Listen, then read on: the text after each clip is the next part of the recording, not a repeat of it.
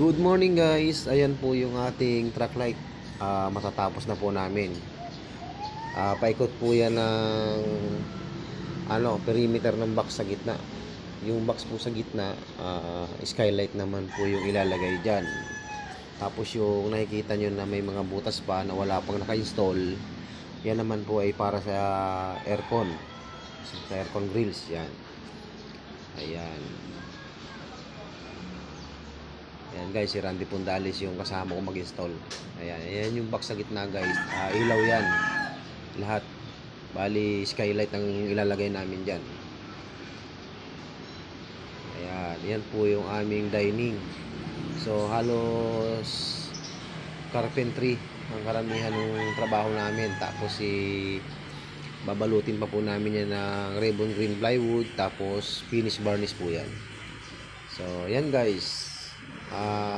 Sana tuloy-tuloy lang yung papanood nyo sa aking video. Marami pa po tayong pagsasamahan. So, marami pa po yung gagawin tayo sa store na yan.